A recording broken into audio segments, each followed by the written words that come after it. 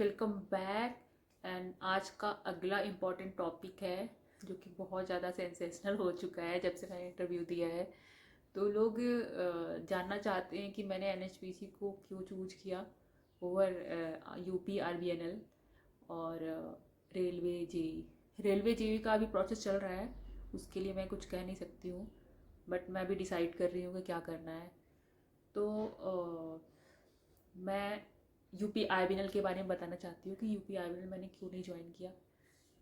UP RBNL का plus point मेरे लिए ये था कि वो मेरे घर से बस 200 किलोमीटर की डिस्टेंस पे है, प्लस सैलरी में कोई कमी नहीं, सैलरी अच्छी है यूपी आरबीएनएल में, नो डाउट। और मैं एक चीज़, ये सब बताने से पहले एक चीज़ बता दूँ कि आप कोई भी फॉर्म फिल करते हो तो आप ये सोच के नहीं फिल करते हो कि आपको नहीं जाना है, बस ऐसे ही फिल कर रहे हैं। आप फॉर्म फिल करते हो, पूरे मन से फिल करते हो कि आपका सिलेक्शन होगा तो आप उसमें जाओगे, आप सोच समझ के फॉर्म फिल करते हो। वो जॉब अच्छी होती है तभी आप फॉर्म फिल करते हो, ठीक है। तो मैंने भी ऐसे ही सारे फॉर्म फिल किए थे, ऐसा नहीं है कि बस ऐसे ही फिल कर दिया। उसके लिए बहुत मेहनत भी किया और एग्ज़ाम देने के लिए काफ़ी दूर भी जाना पड़ा था। तो वो सब तो करना ही होता है हर किसी को, तो वो किया। ऐसा नहीं है कि मैंने पहले से डिसाइड कर लिया कि बस एग्ज़ाम दे रही हूँ और मुझे जाना नहीं है, तो ऐसा तो कोई कर ही नहीं पाएगा, मतलब तैयारी नहीं कर पाएगा उस चीज़ के लिए। तो यूपी आर्मी वैसे बुरा नहीं है, जब आपके पास एक ही जॉब निकली है तो आप ज़रूर जाओगे उस चीज़ में, उसमें कोई वो नहीं है, दो राय है ही नहीं, दो पॉइंट है ही नहीं कि आप नहीं जाओगे। तो मेरे साथ क्या था कि मेरे पास ऑप्शन था, जैसे मैं एनएचपीसी में गई और मेरे पास यूपी आर्मिनल आया, तो मुझे चूज करना था कि मुझे एनएचपीसी में रहना है या फिर छोड़ के यूपी आर्मिनल में जाना है। तो यूपी आर्मिनल मैंने कंपेयर किया यूपी आर्मिनल को एनएचपीसी से। तो यूपी आर्मिनल में एक तो ये था कि वहाँ पे पॉल्यूशन बहुत ज़्यादा होता है, और मोस्टली वो जहाँ पे और भी बहुत सारे थर्मल पावर प्लांट है वहाँ पे पॉल्यूशन बहुत ज़्यादा होता है। तो मेरा जो है लाइफ का जो एम है, बस जॉब करने तक लिमिट नहीं है, मेरा पैसन कुछ और है, जो कि आपको मेरे इंस्टाग्राम अकाउंट या और भी चीज़ों से पता चल ही गया होगा। मुझे ऐसा लगा कि उस इन्वायरमेंट में, उस जगह पे, उस तरह की मैंटेलिटी में मैं नहीं कर पाऊँगी सर्वाइव, और मुझे जो करना है वो मेरा नहीं हो पाएगा, वहाँ पे चीज़ें अवेलेबल नहीं हो पाएंगी। तो मैं ये सब चीज़ें सोच के, फ्यूचर का सोच के, फिर मैंने डिसाइड किया कि मुझे यूपी आर्मिनल ज्वाइन नहीं करना चाहिए। तो ये था। बाकी यूपी आर्मिनल का कोई लाइक जो थर्मल पावर प्लांट का फ्यूचर आप देखो तो बहुत ब्राइट नहीं है। लाइक थर्मल धीरे धीरे, मतलब गवर्नमेंट खुद उस चीज़ को धीरे धीरे कम कर रही है, क्योंकि कार्बन की जो इंडिया में वो है अवेलेबिलिटी है, वो धीरे धीरे कम होती जा रही है। तो इसी तरह जैसे एनटीपीसी भी अपना क्या बोलते हैं, धीरे धीरे शिफ्ट कर रही है सोलर की तरफ, विंड की तरफ। तो एक तरह से उसका फ्यूचर मुझे सही नहीं लगा। प्लस पॉल्यूशन बहुत ज़्यादा है, आप 40 की एज में 50 की लगोगे, हेयर फॉल बहुत ज़्यादा, और बहुत सारी प्रॉब्लम, हेल्थ इश्यूज होने लगेंगे इन फ्यूचर। और तो ये सोच के मैंने नहीं ज्वाइन किया, और कोई रीज़न नहीं है। जब आपके पास एक ही जॉब होगी तो आप ज़रूर ज्वाइन करोगे, और मैंने भी ये सोच के ही किया था कि क्या बोलते हैं कि जाना है मुझे यूपी आर्मिनल में। और जिस सिचुएशन में मैंने एग्ज़ाम दिया था वो सिचुएशन बिल्कुल डिफरेंट था मेरे लिए, क्योंकि मैं बहुत mentally I was not okay. मैं डिप्रेशन बोलो, मतलब ठीक है डिप्रेशन बोल सकते हो। तो मैं उस टाइम पे थोड़ा mentally I was not okay. तो क्योंकि जिस जिस प्लांट में मैं जॉब कर रही थी, आप किसी भी प्राइवेट सेक्टर में आप जॉब कर रहे हो, और जॉब के साथ आप प्रिपरेशन करते हो तो आपका दिख जाता है कि लाइक आप प्लांट की चीज़ों पर ध्यान नहीं दे रहे हो। तो फिर प्लांट भी आपको, सब प्लांट के लोग या जो भी है प्लांट के, आपको सपोर्ट नहीं करेंगे। लाइक मुझे उस ईयर में मुझे रेटिंग कम मिली थी, तो मैं और ज़्यादा डिप्रेशन में चली गई थी कि यार मेरे पास दो ही ऑप्शन है, या तो मैं यहाँ से जाऊँ या तो मैं कम रेटिंग पे यहाँ पे रहूँ। तो वो तो मेरे लिए बिल्कुल भी वो नहीं था कि मैं उस चीज़ को एक्सेप्ट करूँ। तो मेरे लिए यही था कि मुझे यहाँ से जाना है, जब इधर से चीज़ें ख़राब हो रही हैं तो मुझे जाना ही पड़ेगा। तो ऐसे करके मैंने उस सिचुएशन में भी प्रिपरेशन किया और एग्ज़ाम निकाला, और बहुत अच्छे नंबर से निकाला। तो जब मैंने एग्ज़ाम दिया तो मुझे मतलब ऐसा लगा था कि यार किसी का इतना अच्छा हुआ ही नहीं होगा, इतना कॉन्फिडेंस था। और जब मैंने रिजल्ट देखा तो वाकई मेरा फर्स्ट रैंक था। तो तो जिसका भी जो ये सोच रहे हैं कि लाइक ये फेक रही है, जैसे इंटरव्यू में कुछ लोग का मैंने कमेंट पढ़ा कि लोग ये बोल रहे हैं कि हो सकता है इनका निकला ना हो और इसलिए फेक रही होंगी, बट ऐसा कुछ भी नहीं है। जब आपके पास इसी तरह की 2-3 अपॉर्चुनिटी आएगी तो आप भी ऐसे ही डिसाइड करो कि आपके लिए क्या सही है। जस्ट मेरा पैसन ये नहीं है कि बस मुझे जॉब करना है 24 आवर, मतलब जॉब रूम, सोना उठना खाना पीना, बस मेरी ये लाइफ नहीं है, मुझे और भी जीवन में कुछ करना है। तो मैं अपने हिसाब से सोचूंगी। हर किसी का परसेप्शन अलग अलग होता है, लोग कहाँ रहना चाहते हैं, किस इन्वायरमेंट में रहना चाहते हैं। लोगों को वैसी लाइफ पसंद है वो रहें। एक तो बहुत गर्मी होगी थर्मल पावर प्लांट में, तो मैं वहाँ पे ऐसे बिल्कुल भी सर्वाइव नहीं करूँगी, इतना पॉल्यूशन हो इतना गर्मी के साथ।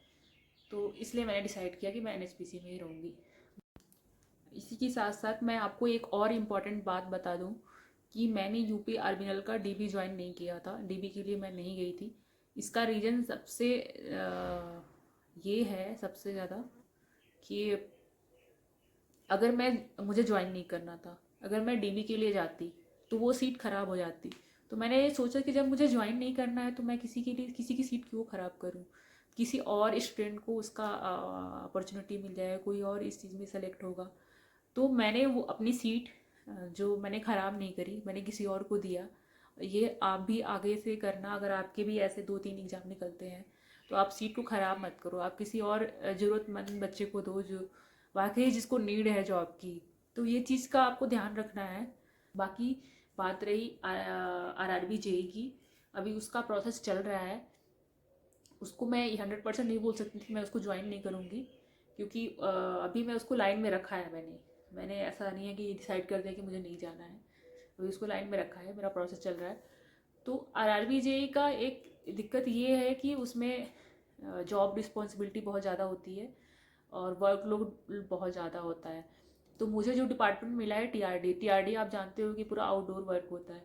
एक फ़ीमेल के लिए बहुत बड़ी दिक्कत है, मतलब फील्ड में जाके काम करना है, ऑल टाइम धूप में रह के काम करना। तो वो मुझे एक चीज़ दिक्कत कर रही है कि मुझे ज्वाइन करना चाहिए कि नहीं करना चाहिए। एक तो मुझे जो लोकेशन मिला है वो मेरे घर के आसपास नहीं है, घर से 12 घंटे के डिस्टेंस पे है। तो मेरे लिए ऐसा भी नहीं है कि वो घर के पास मुझे मिला है, वो दूर है। और बहुत अच्छी जगह भी नहीं है कि जहाँ पे मुझे हर चीज़ें अवेलेबल हो। अगर मैं यहाँ से सोच के ये जाऊँ कि लाइक घर के आसपास मिल जाएगा और जो मैं करना चाहती हूँ वो इजीली हो जाएगा, सिटी वगैरह में मिला है, बट ऐसा कुछ नहीं है। तो जहाँ मिला है वो बिल्कुल नॉर्मल जगह है, तो वहाँ पे थोड़ा मन ऐसा हो रहा है कि लाइक यार नहीं नहीं जाने का मन हो रहा है बेसिकली। रेलवे का सबसे बड़ा ड्रॉबैक ये है कि उसमें बॉन्ड है। जब आपको डिसाइड करना होगा ना तो फिर आप खुद समझोगे क्या मतलब आप हर चीज़ को देखोगे ना, ऐसे थोड़ी ना कि बस निकल गया और चले गए। जब आपके पास एक ऑप्शन होगा तो आप कुछ नहीं सोचोगे, आप सीधे ज्वाइन कर लोगे। ये सबका होता है। अगर मेरे मेरे मेरा भी बस एक निकलता तो मैं भी ज्वाइन कर लेती। तो जब मेरे पास ऑप्शन है तो मैं डिसाइड करके जाऊँगी ना, कि मतलब बाद में पछताना ना हो। तो रेलवे का ड्रॉबैक सबसे बड़ा है कि वहाँ पे बॉन्ड है। आप 5 साल तक कहीं और नहीं जा सकते। आप जाओगे तो पूरा आपको 5 लाख का बॉन्ड है, आई थिंक 5 से 7 लाख हो जाता है, उतना बॉन्ड पड़ जाएगा आपको। आप ट्रेनिंग के ड्यूरेशन में आप छोड़ते हो तो जो ट्रेनिंग जितने पैसे आपको मिले सैलरी के उसमें फॉर्म में वो आपको देना होगा। तो एक तरह से आप उस चीज़ में बंध जाओगे। आप छोड़ना भी चाहते हो तो भी नहीं छोड़ पाते हैं बहुत सारे लोग। तो इस ऐसे ऐसे जॉब में आप मतलब बहुत दिक्कत होती है आई थिंक। और रेलवे का ये है कि आपको स्टार्टिंग में रहने का कुछ नहीं मिलेगा, ठीक है। तो मैं जिस तरह की इन्वायरमेंट पे रही हूँ, मैं शुरू से जब से मैं जॉब लाइफ में आई हूँ, मैं टाउनशिप इन्वायरमेंट में रही हूँ, एक अच्छे इन्वायरमेंट में रही हूँ। टाटा जो कि बहुत अच्छा टाउनशिप का उसका फैसिलिटी था। तो एनएचपीसी में लगभग वैसे ही है, यहाँ पे बहुत ही ज़्यादा अच्छी फैसिलिटी है। जैसे मैं बैचलर एकोमोडेशन में रहती हूँ, आप उसमें भी ले सकते हो, लाइक अपना क्वार्टर भी ले सकते हो। लेकिन यहाँ पे फैसिलिटी ज़्यादा है, यहाँ पे काम करने के लिए साफ़ सफाई के लिए सब लोग आते हैं। और साथ में वो भी है, मेस भी है, तो ज़्यादा प्रॉब्लम नहीं होती। और यहाँ पे बहुत सारे बैचलर लोग साथ में रहते हैं, तो एक अच्छा लगता है, ग्रुप टाइप में रहता है और अच्छा लगता है, इस वजह से मैं यहाँ पे रह रही हूँ। बाकी अगर रेलवे आप ज्वाइन करोगे तो 1 साल तो आपको कुछ नहीं मिलने वाला है, आपको खुद से अरेंज करना होगा। उसके अगले साल भी क्वार्टर मिलेगा नहीं मिलेगा, हो सकता है क्वार्टर अच्छा ना हो तो आप बाहर लेके रहना होगा आपको। तो एज ए फीमेल मतलब मेरी ये पर्सनल चॉइस है कि मुझे ऐसे एनवायरनमेंट में नहीं रहना है कि अकेले घर से बाहर, कोई सिक्योरिटी नहीं है, आप कैसे रह रहे हो, कहाँ रह रहे हो, क्या दिक्कत हो रही है, उसको रेलवे से कोई मतलब नहीं है। रेलवे बस पैसा दे देगी आपको, एचआरए वगैरह जो भी चाहिए वो दे देगी, आप जहाँ मन करे वहाँ रहो। आपको क्या प्रॉब्लम हो रही है, कैसे आप रह रहे हो, उससे कोई मतलब नहीं। बट एनएचपीसी में ऐसा नहीं है। एनएचपीसी में एक प्रॉपर टाउनशिप है, कुछ भी प्रॉब्लम होगी तो सब है यहाँ पे अवेलेबल, और हर तरह की फैसिलिटी यहाँ पे है। जस्ट लाइक टाटा में जैसे थी, मुझे वैसा ही इन्वायरमेंट मिला है, तो मेरे लिए अभी अच्छा लग रहा है और मेरे लिए बेस्ट है। हर किसी का अलग अलग होता है, मैं ये बोल रही हूँ। जो बॉयज़ है NHPC के लिए थोड़ा सा उनको दिक्कत है, तो इसके बारे में मैं वीडियो बनाऊंगी कि क्या दिक्कत है। और रेलवे का एक ये भी मुझे ड्रॉबैक लगा NHPC कंपैरिजन में, कि यहाँ पे मेडिकल के लिए आप बस रेलवे के हॉस्पिटल में ही दिखा सकते हो, जब तक बहुत क्रिटिकल प्रॉब्लम हो, लाइक कैंसर या भगवान करे सब चीज़ें हो ना कभी किसी को, तो इस तरह की प्रॉब्लम ना हो तो आपको रेलवे के हॉस्पिटल में ही दिखाना होगा। आई डोंट थिंक कि रेलवे के जो डॉक्टर हैं, सॉरी टू से, बट उतने कॉम्पिटेंट तो नहीं होंगे हर प्रॉब्लम को आपका हर ट्रीटमेंट इजीली कर दे। बहुत मतलब वो जो एफिशिएंसी है, जो कॉम्पिटेंसी है, वो मतलब हो पाए रेलवे में। तो रेलवे का आप कहीं भी पोस्टिंग है, आपको रेलवे के हॉस्पिटल में ही जाना होगा। और उसमें मैंने देखा है, अभी गई थी मैं मेडिकल के लिए, तो बहुत ही बेसिक चीज़ें भी नहीं पूरी हुई हैं। हॉस्पिटल भी ऐसे ही, कोई फैसिलिटी नहीं, पुरानी मशीनें पुरानी चीज़ें उस पर चली आ रही हैं, कोई अपडेट नहीं, ना ही उनके रेलवे के किसी ऑफिस में प्रॉपर अपडेशन है। मतलब बहुत पुराने बेसिक चीज़ों पे चल रहे हैं, तो वो मेरे लिए थोड़ा सा एक्सेप्ट करना मेरे लिए दिक्कत की बात है, क्योंकि मैं शुरू से ही थोड़े अच्छे जगह से रही हूँ। टाटा में भी बहुत अपडेट चीज़ें रहती थी, हर चीज़ से, सिस्टम से लेके जो इक्विपमेंट है वो भी अपडेट रहती थी, और NHPC में भी अपडेशन का है।